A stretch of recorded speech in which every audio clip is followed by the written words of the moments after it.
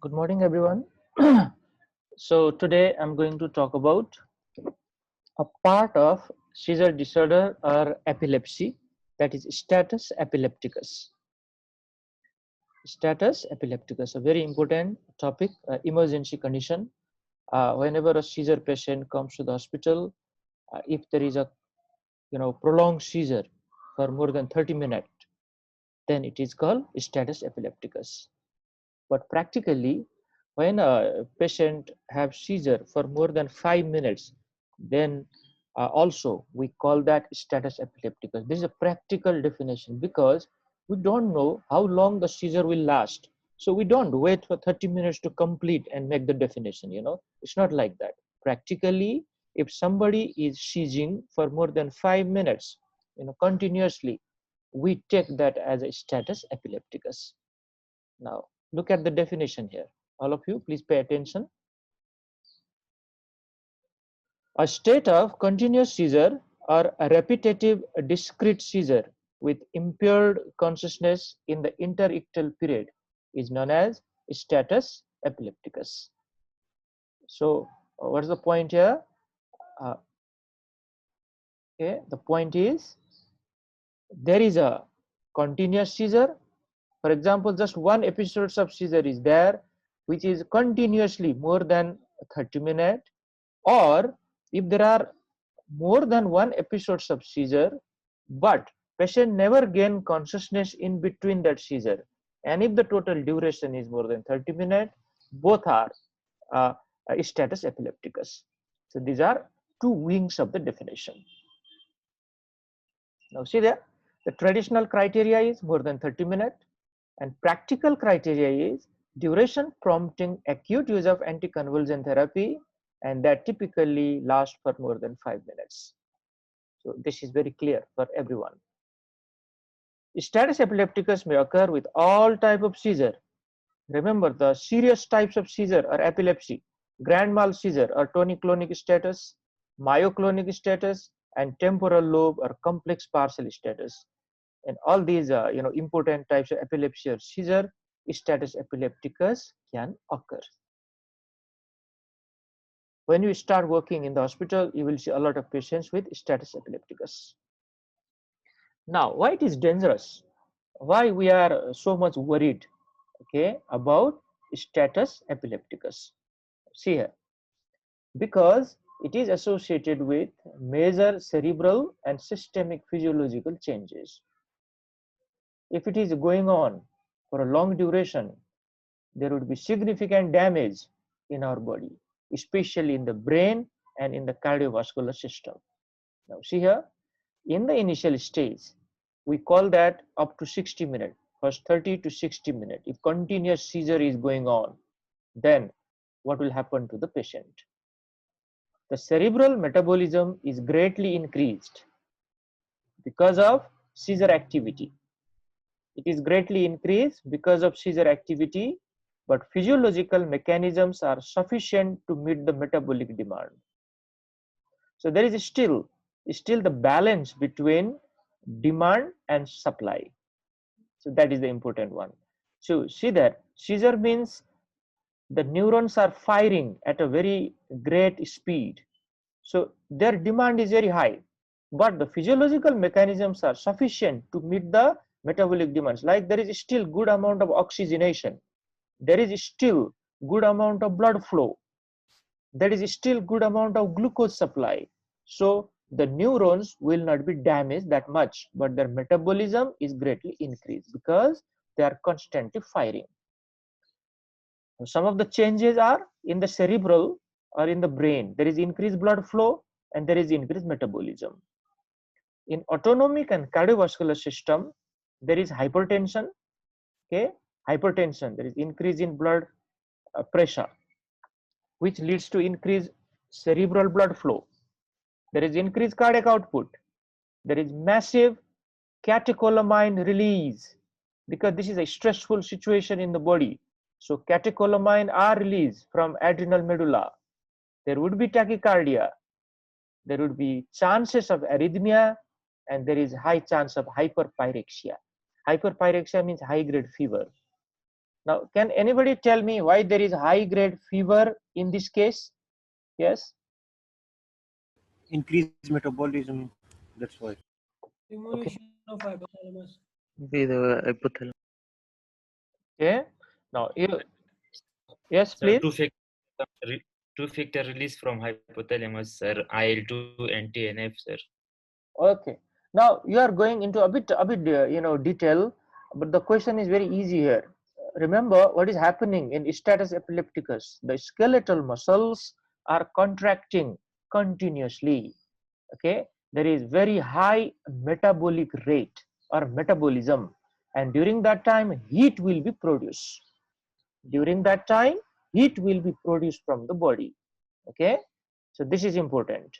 So this heat will raise the overall body temperature and can lead to hyperpyrexia.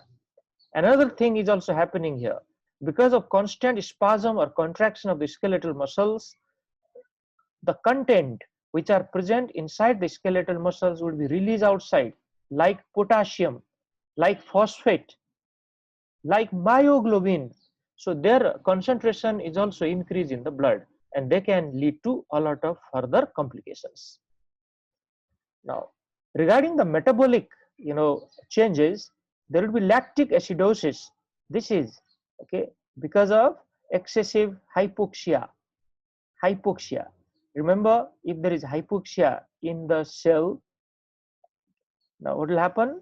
The anaerobic metabolism will take over and lactic acid will form. Still, the blood sugar is maintained. It is hyperglycemia, and this can be explained by glucocorticoid and catecholamine release in this phase. The functions of these two hormones are increasing blood sugar level. So hyperglycemia would be there. But if this phase continue, then the patient will enter into the decompensated phase, which is very dangerous for the life of this patient. Now see here what will happen. Cerebral metabolic demand cannot be fully met, resulting in cerebral hypoxia. Person also suffer from hypoglycemia now, and there is raised intracranial pressure, which can lead to a lot of further damage. Regarding the autonomic and cardiovascular changes, there would be hypoxia, hypotension, and hyperpyrexia. And regarding the metabolic changes, there will be hypoglycemia, hyperkalemia, and metabolic acidosis. Now, let me explain in some very easy way. In the initial stage where the patient is still compensating, there is hyperglycemia. Blood sugar is still good enough. But if this phase continues and patient enters into the decompensated phase, hypoglycemia will result. This is a serious thing. Another one, in the beginning, there is hypertension.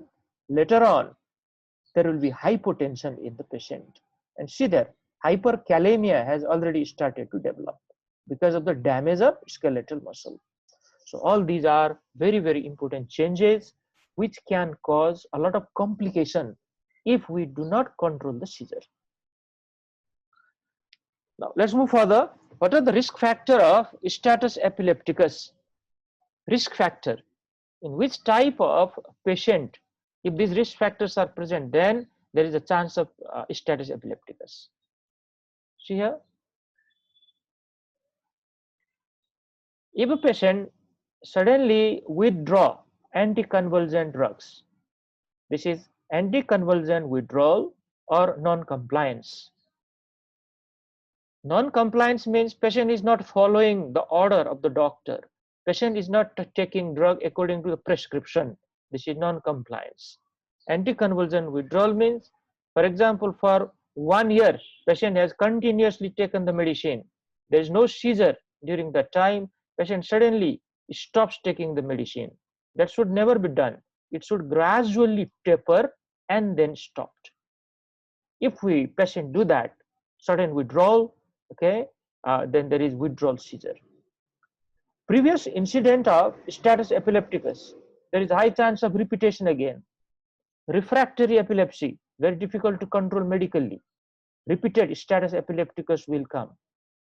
Trauma of the head, metabolic disturbances like glucose metabolism disorder, okay, renal disorder, liver disorder, all those things, drug toxicity, CNS infection like meningitis, encephalitis, CNS tumor or brain tumor, cerebrovascular disease, which we have already discussed, ischemic or hemorrhagic stroke, and febrile seizure in case of children from 6 month to 6 year age group.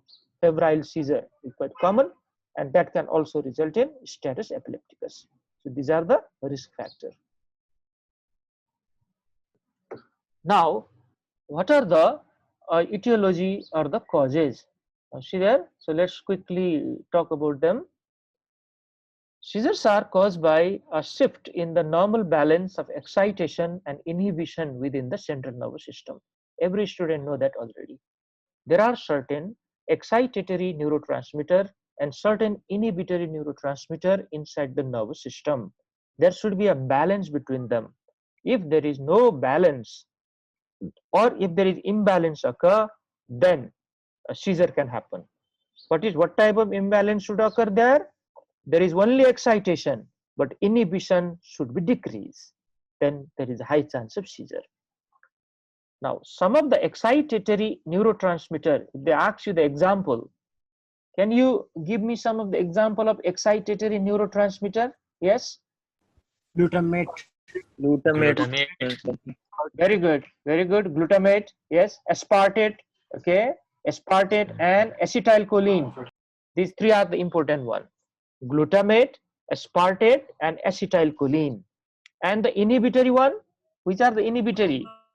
GABA. GABA. Very good, GABA glycine. very good. GABA and glycine. Excellent. GABA and glycine. Gamma amino butyric acid and glycine. These are the main one. Now see here, status epilepticus occurs in three general clinical scenario, which are taken as etiology. The first one, status epilepticus precipitated by focal or global CNS injury. Focal means one part of the brain. Global means in most areas of the brain, almost everywhere. Like head trauma, metabolic disturbances like hyponatremia and hypoglycemia, both can lead to seizure. These are very important causes of seizure. You should never forget. Hyponatremia is decreased level of sodium less than 135 milliequivalent per liter. Now, this is relatively hypoosmolar condition in the blood. So, some amount of fluid will enter into the neuron, and that can lead to seizure. Infection like encephalitis, meningitis, and brain abscess. Drugs, both prescription drug and illicit drug. Illicit means drug abuse. Brain tumor, any type of example you can give here, like astrocytoma, oligodendroglioma, glioblastoma multiforme. These are the important example. And stroke, acute or remote stroke, as well as hypoxia. Remote means it has occurred a little while earlier. That is the meaning. Another is status epilepticus as an initial presentation of a seizure disorder. That can happen. What does that mean? The first episode of seizure itself present as status epilepticus. Many of the patient comes to the hospital like that. It's a serious condition, and then status epilepticus as exacerbation of non-epilepsy. The patient is already a diagnosed case of epilepsy. On and off type of status epilepticus may keep on coming in the patient. Probably patient is not taking the medicine properly. This is called non-compliance. Okay, and on top of that, a patient may be having some infection in the body, some other precipitating a risk factor. So these are the common etiology. Now let's go to the important part, that is diagnostic approach. How we reach to the diagnosis and what we are going to do regarding investigation in this case. Status epilepticus is a medical emergency. There is no doubt about it. We must try to stop the seizure as soon as possible. If this type of phenomena occurs at home, what should we do now? we should quickly transfer the patient to the nearby hospital or medical center. You cannot manage status epilepticus at home. You can only do a positioning at home, probably. At home, there would be no medicine. So quick transfer to the hospital is very, very important one. Patient must be evaluated promptly and appropriate therapy is instituted without delay. Now, what is the airway? What is the breathing? And what is the circulation? I should quickly examine them first because usually this patient is in coma. So airway management is the first thing. Sometimes the airway is blocked by the tongue of the patient itself. The tongue will fall backward and then it will block the airway. This is not a good condition. Patient may die because of hypoxia. So airway management is very, very necessary here. After that, breathing and circulation. Then only you should try to stop the seizure. Now, treatment of ongoing seizure must occur in parallel with an investigation of the cause of the seizure. What does that mean? We ask the sister to open the IV cannula. An experienced nurse will open the IV cannula quite quickly in the patient. Then we ask to load the diazepam, for example 5 milligram or 10 milligram of diazepam in a syringe. We attach that syringe quickly on that IV cannula and give the diazepam to the patient. Meanwhile, when you take the blood from the patient, you take the blood for certain investigation. That is the meaning. So both things should be parallel. You don't think, oh, I'll give diazepam first and I'll do the investigation later on. So you need to prick the patient again, isn't it? So when you prick the patient for the first time, think about what are the investigation to send. Maybe serum electrolyte, maybe CBC, maybe blood glucose, maybe renal function test, liver function test. So send them at the same time. The patient who remains comatose following the termination of visible seizure should have an EEG to evaluate for ongoing non-convulsive status epilepticus. Now, what do you mean by EEG? What is EEG? EEG is a machine which Electroencephalogram. record the waves of the brain during the seizure activity. Okay, yes, you're right. You can simply say this is electroencephalogram. EEG, electroencephalogram. It is just like a ECG recording of the heart. We do recording, okay, of the brain, EEG. Now, listen carefully here. The patient who is in coma, okay, but the visible seizure are stopped. Patient was continuously having tonic-clonic seizure when the patient arrived in the hospital. But now those seizures are not there. They have disappeared. But patient is still in coma for a long time. That is a perfect situation to go for EEG analysis. Who knows, some non-convulsive, okay, status epilepticus is going on inside the brain. What does that mean? The neurons are firing inside the brain, but the visible seizure is not there. This is known as ongoing non-convulsive status epilepticus in the brain. It can really damage the brain. So good amount of anti-epileptic drugs are still necessary. Now, see that which lab test you like to order. Okay, all of you please focus there.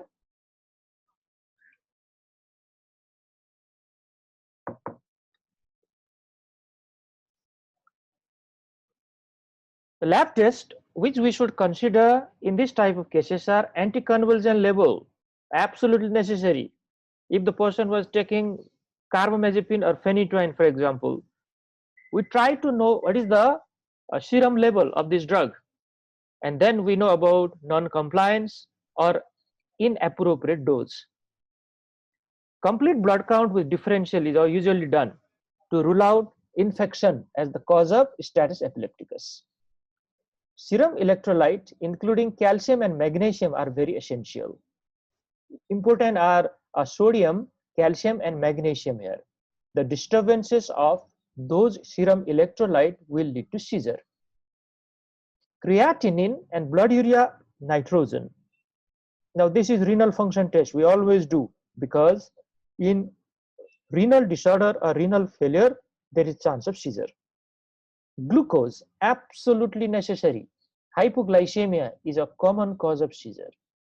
So we send this all the time, and if there is suspicion of hypoglycemia, you treat it quickly. Creatinine phosphokinase. What is the source of this creatinine phosphokinase? From where it comes? Yes? It is mainly present in the brain, heart, and skeletal muscles, sir. Very good. So it will Good, good, very good. Okay, the answers are coming quite correctly. There are three important sources of CPK. CPK-MB from the heart, CPK-MM from the skeletal muscles, and CPK-BB we call it from the brain. Okay, right now we are concerned about skeletal muscle, because if it is a tonic-clonic or grand mal seizure, those skeletal muscles are vigorously contracting. There will be serious damage to those muscles.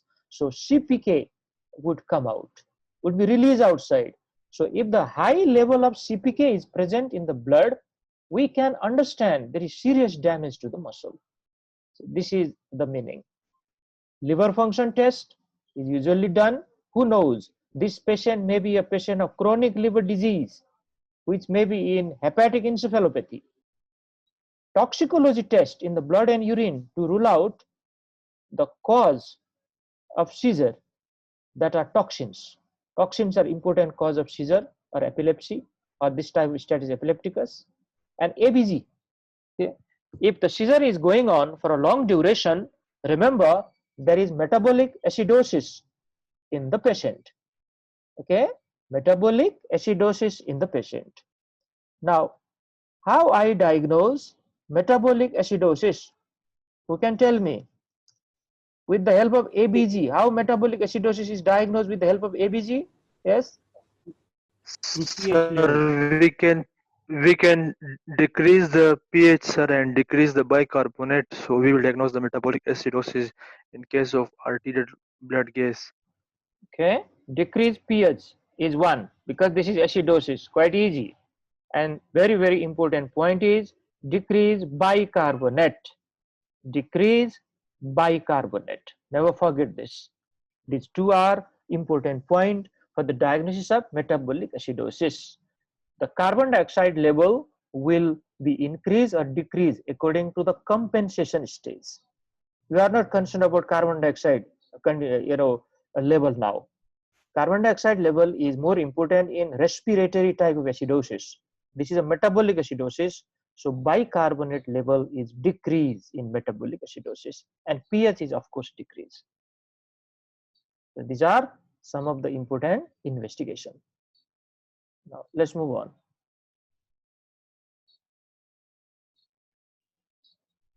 Okay.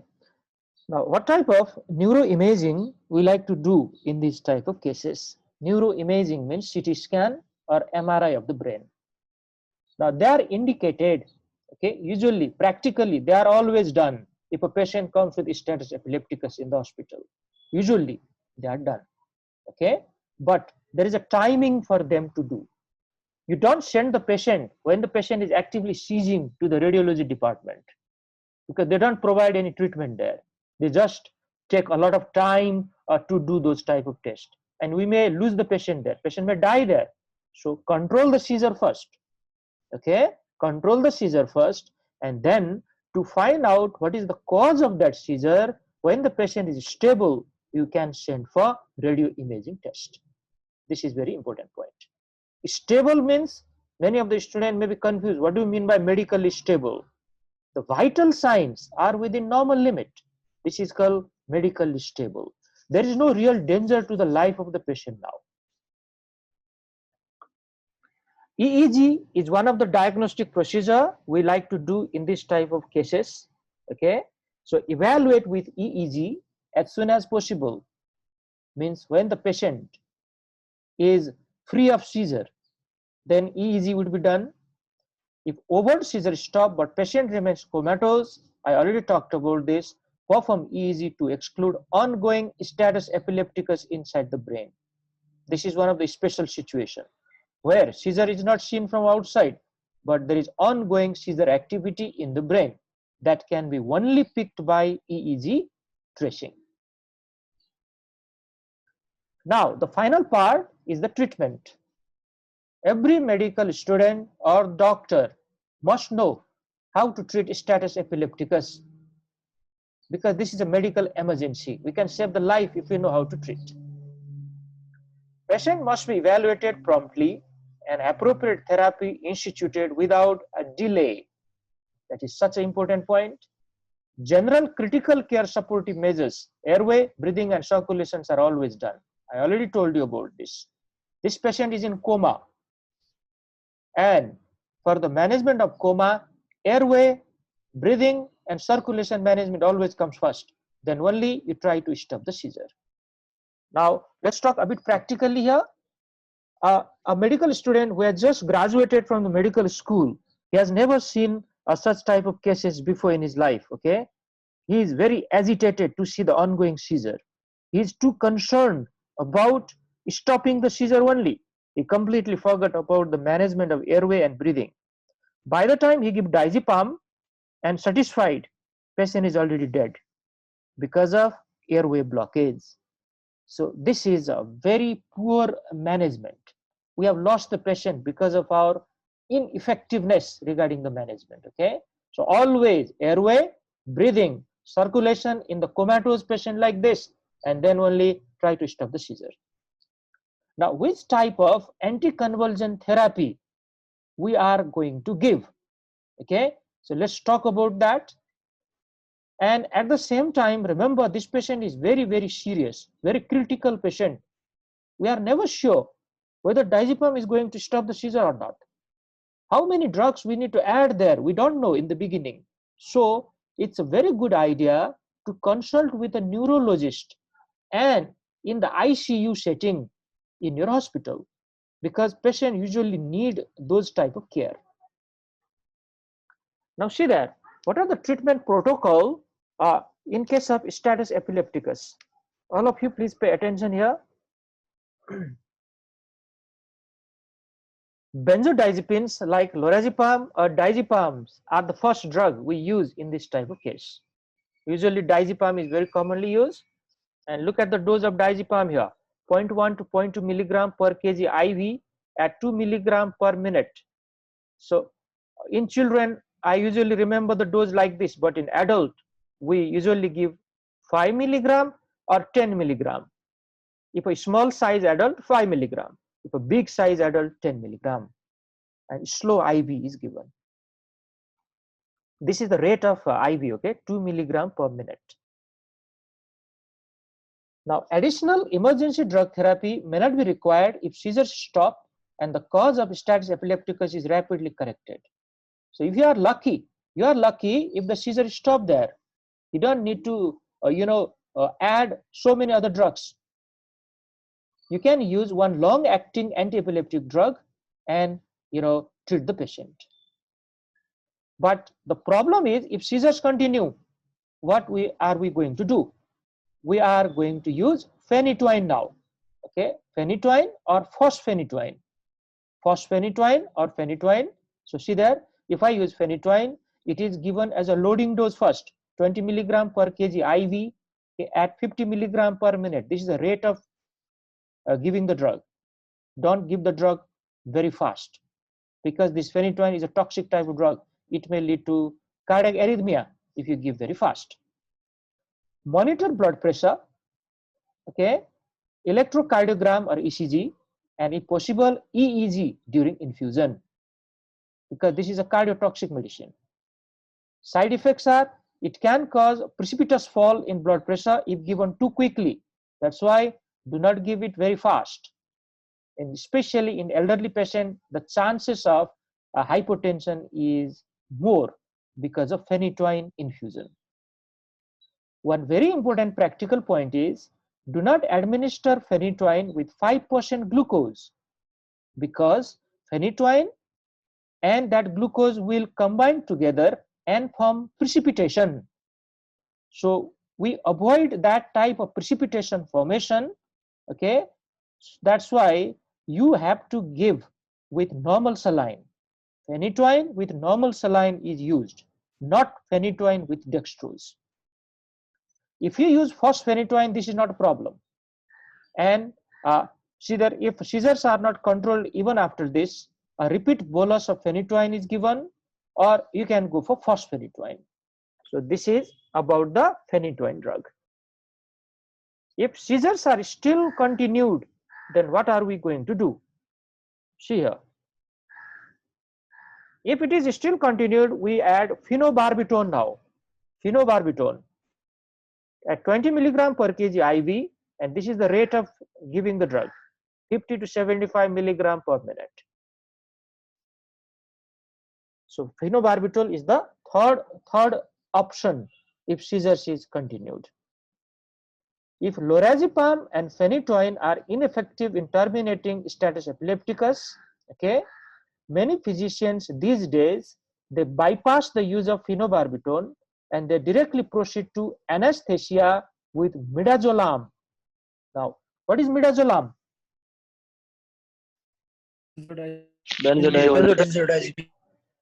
Benzodiazepine. Very good. It is a short-acting benzodiazepine. Excellent. Short-acting benzodiazepine, very commonly used as an anesthetic agent.